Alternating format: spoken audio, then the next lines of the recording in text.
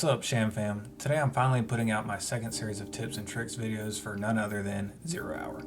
I previously did a short beginner's tips and tricks video on 0 Hour and want to go a little more in depth for players who may still want to improve past those beginner steps in PvP.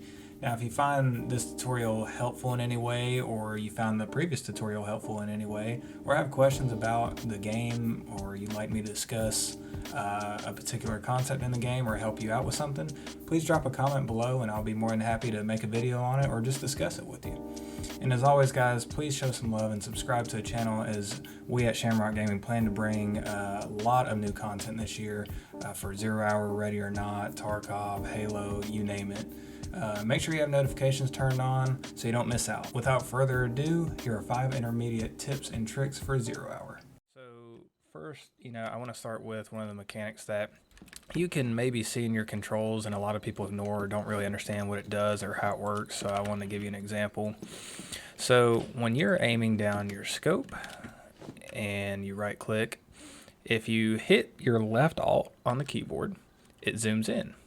Now, a lot of people may have already changed their depth of field to turn it on or off. That's personal preference, or they may have changed their field of view. Mine's at 80 right now. But a lot of people, when they hit alt, it's super zoomed in, so it helps you get those precision shots if you're playing on the Recoil or something and you can't really see the target very well, or you have a super high field of view and you want to be able to get that extra zoom down the sight for a little more accuracy.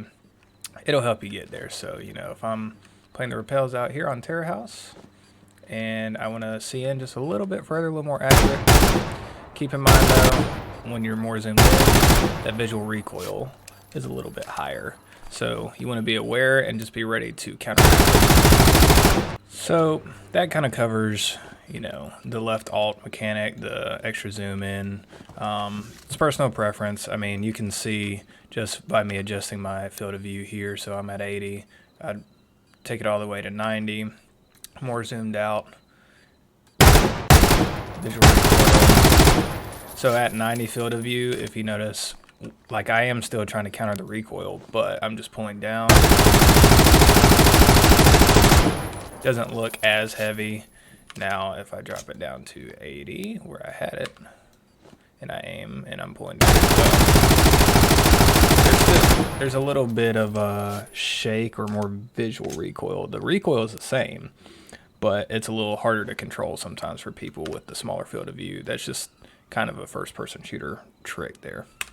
But anytime you do the left alt, you're going to have more visual recoil regardless of whatever your field of view is. With that left alt, you can also hold the left alt and look left and right. I don't really recommend it in PvP just because it's faster for you to have your sensitivity look around in ADS back down sights. So would not recommend doing that as like a tactical look. It can help, I guess, if you want to just hold one angle and you're not going to be pushed from anywhere else, I guess. I don't know. I never use it. But next, I want to go over the inventory system. Before the last update, you were able to just run over a body, hit your interact key, and it would have picked up the gun, but there was problems where if you were close to doors, it would open the door, not pick up the gun, or vice versa. So when looking at the inventory system, it used to be a little finicky, but now let's just say I had an enemy here that I killed and their body, dropped somewhere in here. Now the default key, I believe, is caps lock. I've changed mine to a mouse button.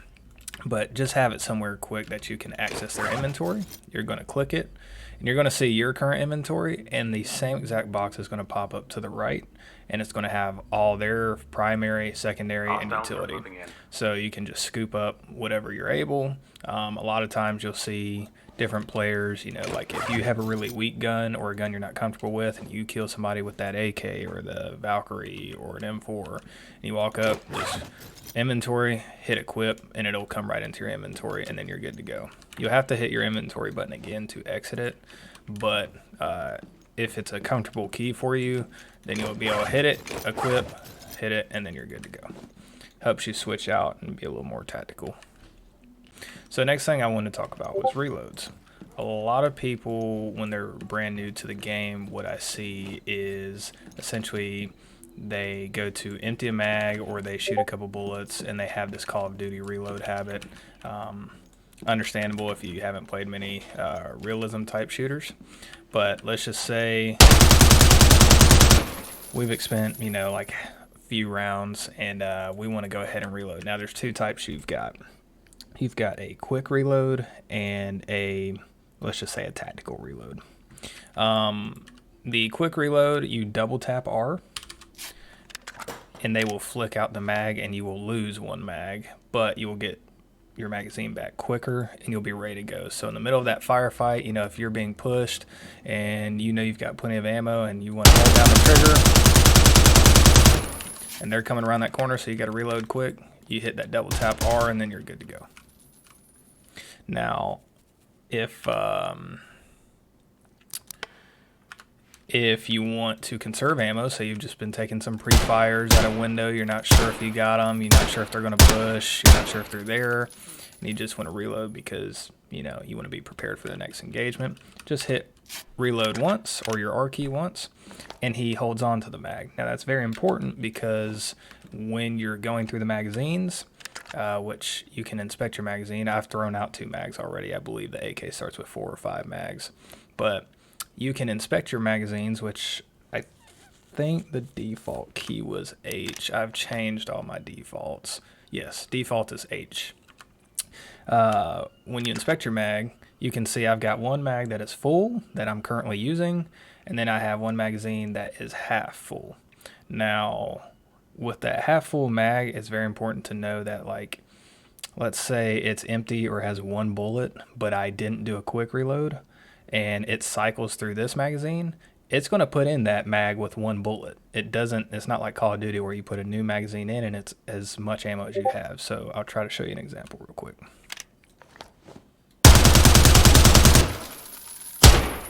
Let's see how much ammo I have. I still got half a mag.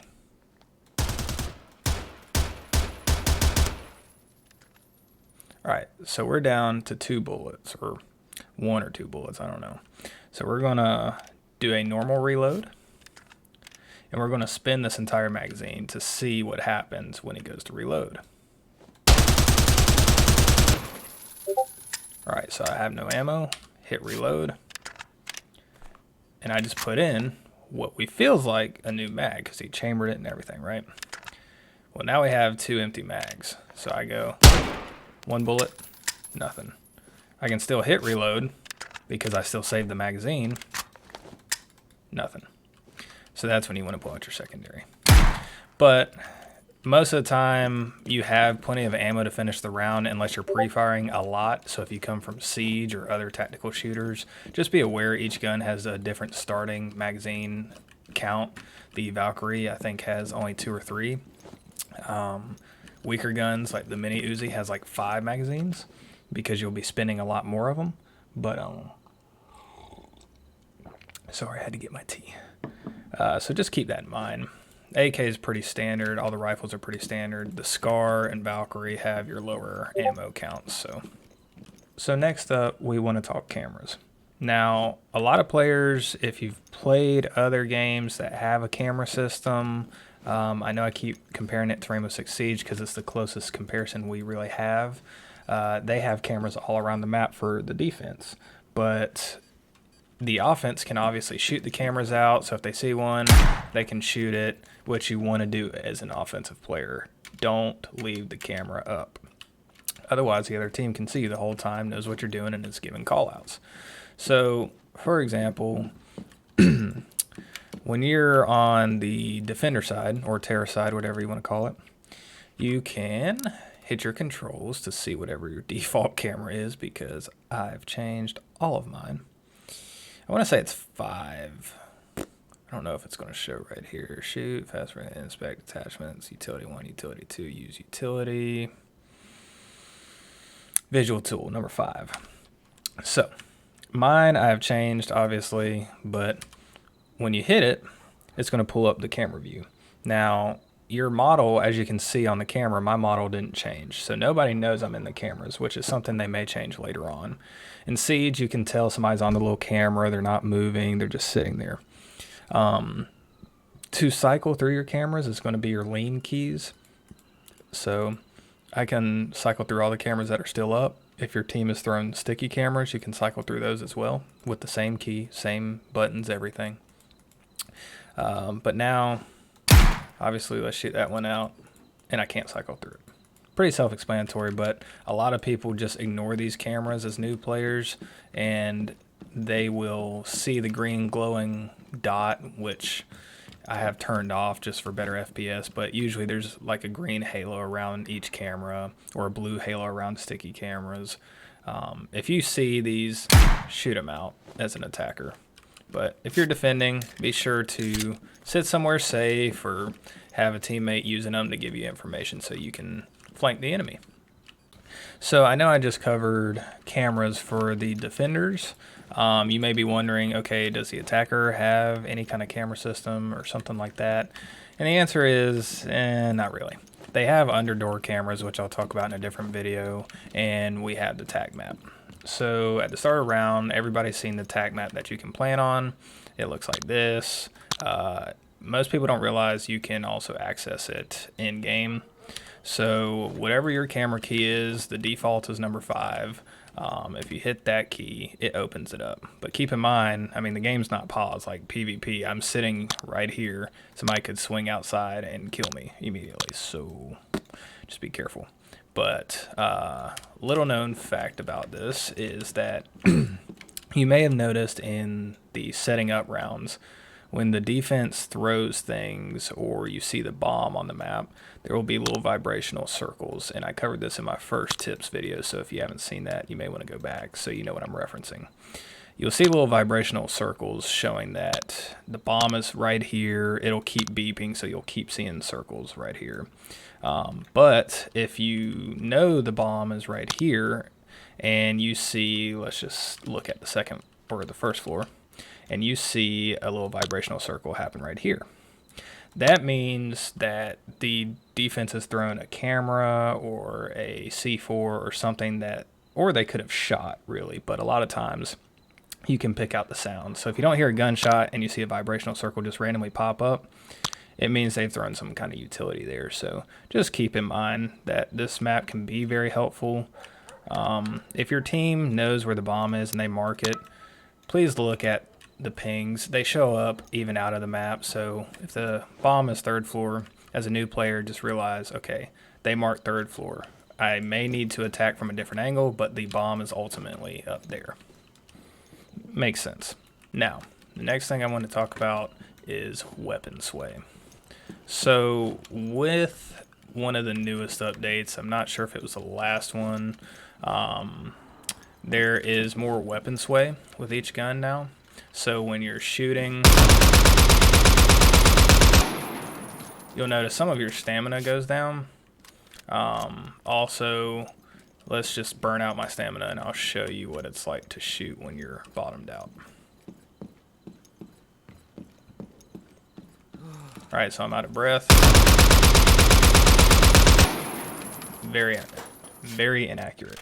So keeping those things in mind, obviously if you tap fire, you're going to be more accurate. I get that. However, there's a lot of cases when you play better players or you just see somebody and they're full autoing at you and you need to respond. It's not always going to be, okay, let me slow down one tap realistically. So keep in mind when you are moving slower, if you scroll your scroll wheel down and you're moving slower, your weapon sway becomes a little less. If you full auto, you can see that in the bottom left hand corner, my stamina still goes down. And it basically is there to make me miss more shots. And be penalized if I play a little too aggressive. But keep in mind that a lot of players know generally how this weapon sway works and they can still abuse it. But the main point I wanted to get across is the slower you move, technically the more accurate. but you'll still lose stamina and eventually have weapon sway if you're not tap firing. So be used to trying to counteract that weapon sway. So a lot of players, if they know somebody's standing right here at this corner, and I'll just open the door so it's even more clear. So if somebody's standing at this doorway and I know it, I'm not gonna swing in one tap unless I'm just, shroud or something.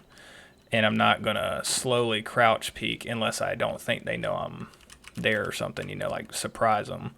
A lot of times you want to get a quicker peek on them, but you're going to be worried about that weapon sway being inaccurate.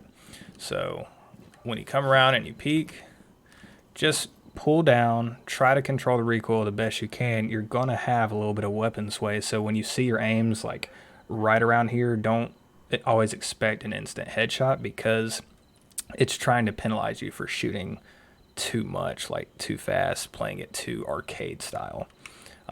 But if you know and use these guns enough, you can see, okay, well, this gun sways a little bit to the right, this gun sways a little bit to the left. When I hold down the trigger, I can counter that.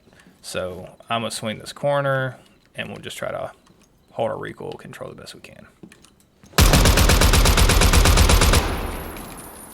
So it just takes practice, but I just wanted to mention it because it is a factor in your accuracy, and a lot of people don't understand, and you can see it a lot with this pistol. So you can see the middle crosshair on that aim is not fully lined up, right? I'll lean and it's a little better sometimes, but then when I stop moving, it centers. So that's what we're talking about with weapon sway, and that's a more clear picture.